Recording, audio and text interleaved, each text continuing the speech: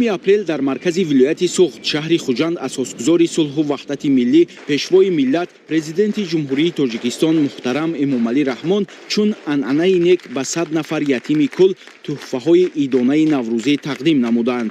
Воқеан дар ин рӯз шодию нишоти ятимонро ҳадду канор набуд, зеро онҳо шахсан аз дасти роҳбари ғамхору раиятпарвари хеш маҷмӯи сару либоси баҳорӣ аз қабили шиму костюм, куртаҳои бачагонаву духтарона, пойафзол, ҳамчунин ширинӣ, китобҳои гуногун ва кӯмаки молиявии яквақта дар ҳаҷми 1000 сомонӣ ва дигар тӯҳфаҳои арзишманд гирифтанд. Дар ин чорабинӣ президенти ҷумҳурии Тоҷикистон муҳтарам Эмомалӣ Раҳмон наврасони ятимро, ки аз шаҳру ноҳияҳои Хуҷанд, Истиқлол, Панҷакен, Ҷабрсулов, Деваштич, Сипитамен, Зафаробод, Ашт ва Масчоҳи вилояти Суғд ҷамъ омада буданд, ба ҷашни зебои эҳёи табиат Наврӯзи оламафрӯз табрику таҳният гуфта, ба онҳо саломатӣ, хониши хубу аъло ва одоби ҳамида орзу карданд.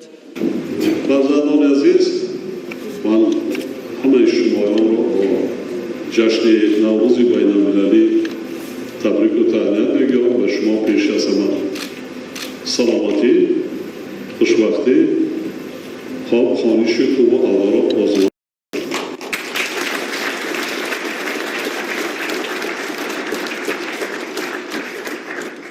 Китоб хондан, азкур кардан ин бисёр яке аз вазифаҳои асосии наврасону ҷавонон аст. Сухандон мешавед, ҷавонбинӣ томасӣ мешавад. ҳадафи мо амин аст, тарбия кардан, ки шумо босавод шавед, донишманд шавед. оянда шаҳр каломи шуморо мо бо донишгоҳҳои олӣ ба ихтисос ё касбу ҳунаре ки шумо завқ доред дохил карда тарбия кардани ҳастед.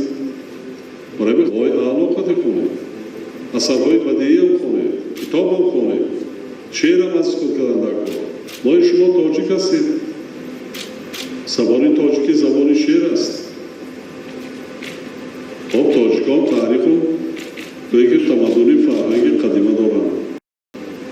сарвари давлат муҳтарам Эмомалӣ Раҳмон таъкид намуданд, ки таваҷҷӯҳи давлату ҳукумати Тоҷикистон нисбат ба таълиму тарбияи насли наврас, ба хусус ятимону бепарасторон ва фарзандони оилаҳои ниёзманд сол то сол зиёд гардида, ҷиҳати фароҳам овардани шароити мусоиди таҳсил, кору фаъолият ва зиндагии мустақилонаи онҳо тадбирҳои зарурӣ андешида мешавад.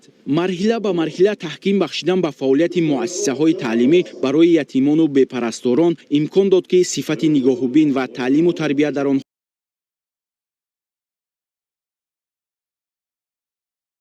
ҳукумати мамлакат қарор дода шавад ва дар оянда ҳамчун шахсони фаъолу комилҳуқуқи ҷомеа ба камол расанд.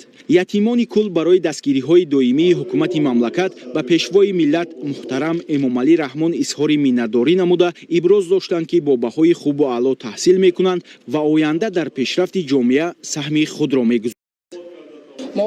бино ба иттилои оморӣ, имрӯзҳо дар вилояти Суғд 463 нафар ятими кул зери таваҷҷӯҳи бевоситаи роҳбарияти олии сиёсии мамлакат қарор доранд ва барои онҳо шароити мусоиди зисту таълим муҳайё гардидааст.